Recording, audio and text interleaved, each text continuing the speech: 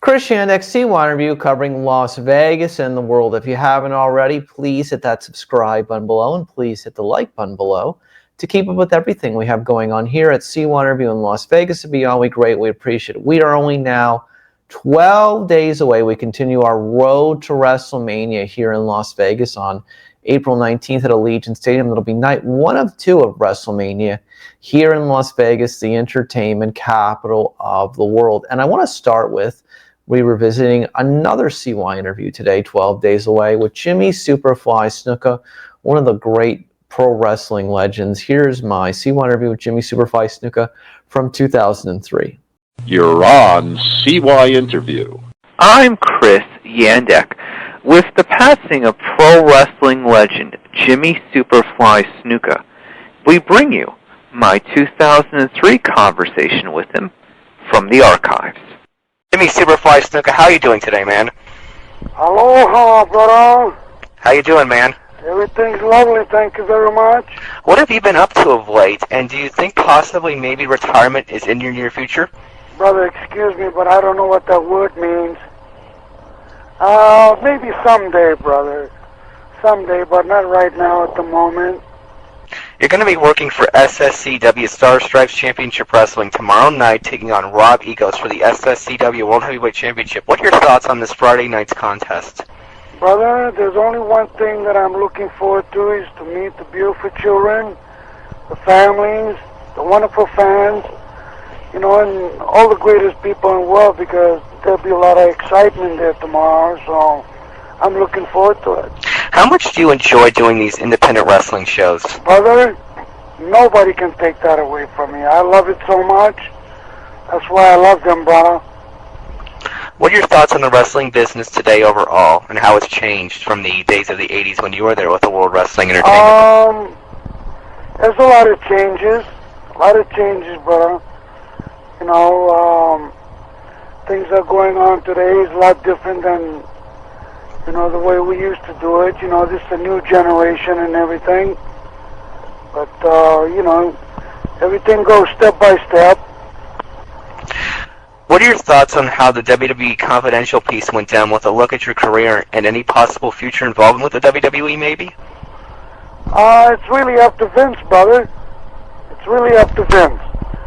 If he wants the Superfly to fly, he's always ready.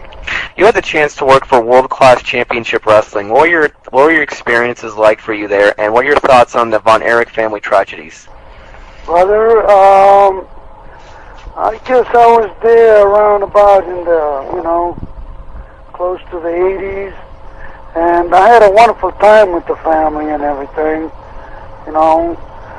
Loved the father and the mother, and of course all the kids were alive then at the time, but, you know, it was pretty hard for them. When you moved to the Mid-Atlantic territory, you put on some great matches with Ricky Steamboat and had the chance to work with Ric Flair. What was it like to work with these guys 20 years ago, and what were their work rates like back then? Brother, it's hard to describe these kind of guys, bro.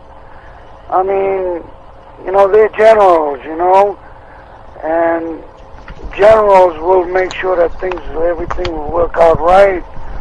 The people will come in there and, you know, get rid of their frustrations and go home happy, and, you know, that's what it's all about.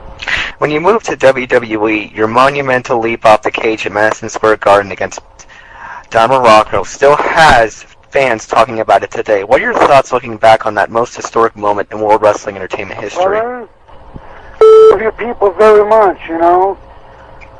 Something like that is Madison Square Garden, brother, is the big apple of them all, and that's the only place you can cut loose.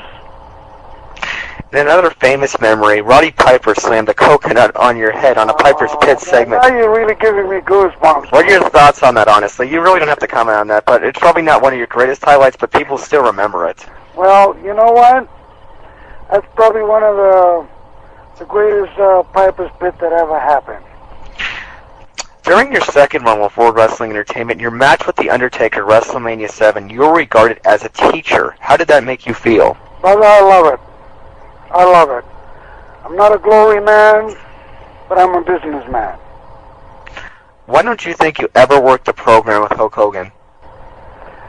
I don't really know, brother. To be very honest with you, there was a time that was supposed to happen, and I guess things didn't even work out. I don't know why, but that's the way it goes, brother. When you moved to the ECW, you were the Federation's first champion. How influential do you think you were laying down the ground for guys like Rob Van Dam, the Sandman, and Shane Douglas? But business is a wonderful thing when you look at it right. When it's done right, and everything is lovely, brother. You know, there's no negative about it.